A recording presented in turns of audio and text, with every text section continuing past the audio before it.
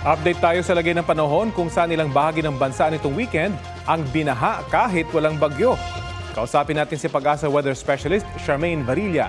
Magandang umaga at welcome po sa Balitang Hali. Yes, magandang umaga Sir Rafi at sa lahat po ng ating mga pakinig po ngayon. Opo, pagpasok pa lang po ng taon ay nakaranas na ng masamang panahon ang ilang bahagi ng bansa nitong weekend kahit walang bagyo. Ano po kayang dahilan nito? Yung mga pag-ulan na naranasan po, especially sa may Bicol region at silangang bahagi ng Visayas, yan po ay mga pag-ulan na dulot ng shear line at hindi po mga pagbagyo po. Opo, kailan po inaasang gaganda yung lagay ng panahon sa mga apektadong lugar? May ina-expect pa po tayong mga 50 to 100 millimeters na mga pag-ulan dito sa malaking bahagi pa rin ng Bicol region up until bukas, and by Wednesday, more on magiging maulap pa rin pero mas mahina na yung mga pag-ulan. May namomonitor pa po kayong sama ng panahon sa labas na po ng PAR?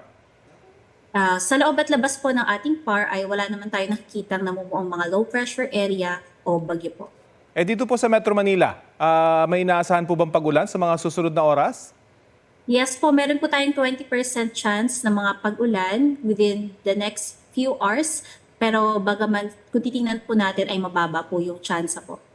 Pero maganda pa rin. Ano naman pong weather outlook natin para sa linggong ito?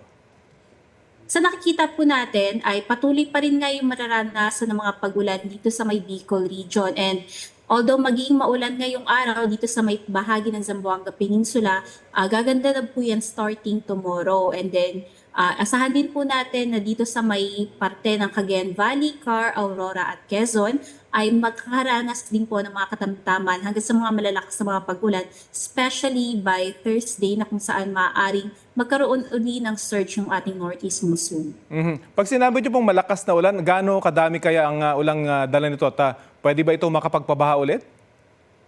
Yung pinakamalalakas na mga pag-ulan this week po ay maaaring magtagal na lang hanggang bukas. So, although may mga pag-ulan pa rin po dyan, I expect natin na mas mahina na as compared yesterday. Pero dahil nga tuloy-tuloy, yung nakita natin pag-ulan dito sa may Bicol region and some parts ng Eastern Visayas, andyan pa rin po yung chance na mga pagbaha at pagguho ng lupa. Nabanggit po yung Bicol region na lately nag-aalboroto yung Bulkang Mayon.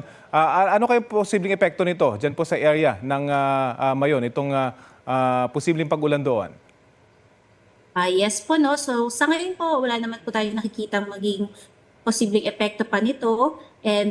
Pero babantayan po natin, no? Kasi lalo kapag mas maging active po itong binabantayan po natin na bulkan, ay maaaring may mas maging epekto nga o mag-induce ng mga paulan dito sa may area ng Bicol region. Mas lalamig pa po ba yung temperatura sa mga susunod na linggo? Yes po, ina-expect pa po natin dahil hindi pa po natin nare-reach yung peak ng temperature o yung peak ng northeast monsoon po natin. And for now po, ang na-record natin na minimum ay nasa 9 degrees Celsius dito sa may bahagi ng Benguet. At inaasahan po natin na maaari pa yung bumaba for as low as 7 degrees Celsius. Dito naman sa Metro Manila, pinakamababa na po natin na measure ay up to 20 degrees Celsius. Kailan po ba yung inaasahan nating peak? Sa ngayon po, ang nakikita pa lang po natin ay maaaring mag-possible surge siya by Thursday uli. Pero dahil nga patuloy pa rin nga yung northeast monsoon, ay hindi pa natin masasabi kung kailan talaga yung peak niya. Pero base sa ating climate and data section, ngayong buwan nga mismo ng Enero, yung talaga magpipeak o yung mararanasan na malamig na temperatura. Okay, so dapat i-enjoy na yung lamig habang Pebrero. Maraming salamat o habang Enero. Maraming salamat po sa oras na binahagi nyo sa Balitang Hali. Yes po, maraming salamat. Pag-asa Weather Specialist Charmaine Varilla.